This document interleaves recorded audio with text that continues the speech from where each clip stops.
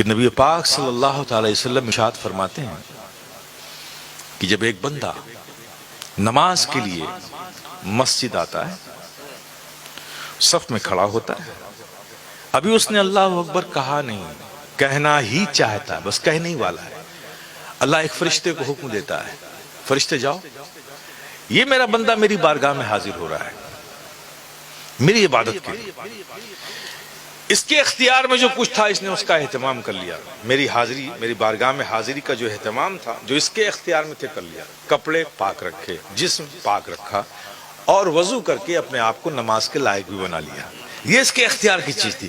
تو ظاہری اعتبار سے جو کچھ یہ کر سکتا تھا اس نے کر لیا، لیکن مجھ پاک کی بارگاہ میں حاضر ہو رہا ہے، تو یہ باطن کو نجاستوں سے پاک کرنے کا تو اس کو کوئی اختیار ہی نہیں، کوئی قدرت ہی نہیں ہے۔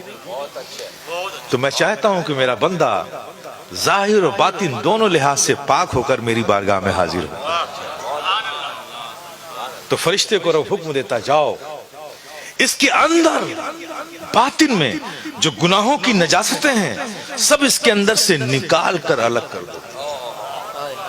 ظاہر کو تو خود اس نے پاک کر رکھا تھا، اور باطن کو جا کر تم پاک کر دو، تاکہ مجھ پاک کی بارگاہ میں مکمل پاک ہو کر یہ حاضر ہو جائے۔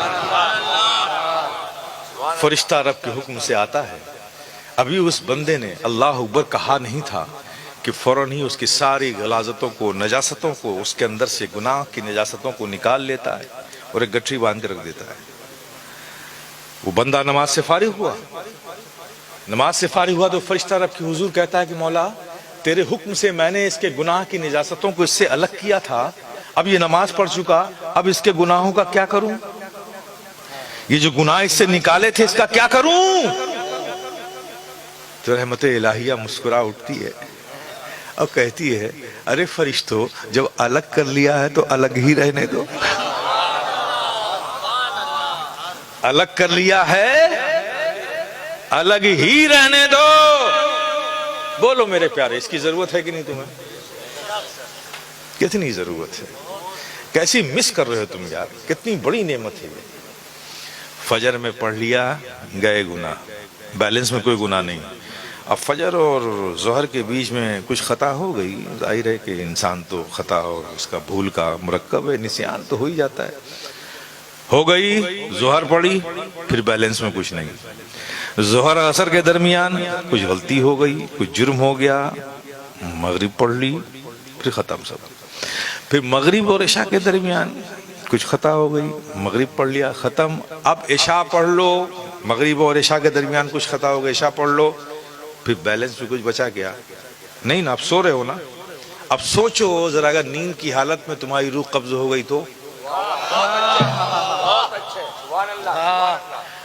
سارے گناہ تو سب ختم ہو گئے، مائنس میں ہو، اب جو کچھ بھی ہے نیکی نیکی ہے۔ اور اللہ کا وعدہ ہے اپنے محبوب سے کہ رائی کے دانے کے برابر بھی اگر نیکی ہوگی، محبوب جاؤ اسے نکال کر جنت میں پہنچا دو۔ کتنی امپورٹنٹ چیز میرے پیارے تم مس کر رہے ہو۔ کر لو اس سے محبت، ایک بار کر کے دیکھو یار، یہ جتنا بابا بابی کے پیچھے بھاگتے ہو یار، میں بتا رہا ہوں آپ سے، بہت اچھے خدا کے گھر میں آ جاؤ یار، پھر دیکھو۔ میں کہتا ہوں، ہر نوجوان سے کہتا ہوں، ہر بزرگ سے کہتا ہوں، یہ ایک ایسی چیز ہے کہ اس سے محبت کر لو یار، نماز سے محبت کر لو۔ 30 دن، وہ 40 دن کا چلہ کرواتے ہیں نا، میں 30 دن کہتا ہوں اسے، صرف 30 دن اس سے محبت کر لو، اب بالکل مکمل ارادہ کہ کچھ بھی ہو جائے نماز نہیں چھوڑیں گے۔ ٹرین چھوٹتی ہے چھوٹ جائے، بس چھوٹتی ہے چھوٹ جائے، رے میاں نوکری چھوٹتی ہے چھوٹ جائے یار، ہمارا رب رزاق، رب ہے رزاق ہمارا، دنیا تھوڑی رزق دیتی ہے، ہمارا رب ہمیں رزق دیتا ہے۔ ہم مومن ہیں جن کو پتہ نہیں کہ رزق کون دیتا، وہ بھٹکیں دنیا میں، ہمیں پتہ ہے کہ ہمارا رب دیتا ہے۔ کچھ چھوٹ جائے نماز نہیں چھوڑیں گے۔ 1 مہینہ ایسی زندگی گزار کے دیکھو، دیکھ لینا پھر نماز تمہیں نہیں چھوڑے گی۔ عشاء پڑھ کے نہیں سو گے، رات بھر بے چین ہو گے، جب تک پڑھ نہیں لو گے گہری نیند نہیں آئے گی۔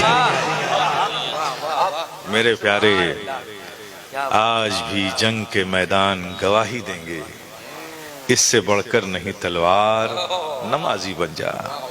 کس میں ہمت ہے جو دیکھے تیری مسجد کی طرف، کس میں ہمت ہے جو دیکھے تیری مسجد کی طرف، شرط اتنی ہے میرے یار، نمازی بن جا۔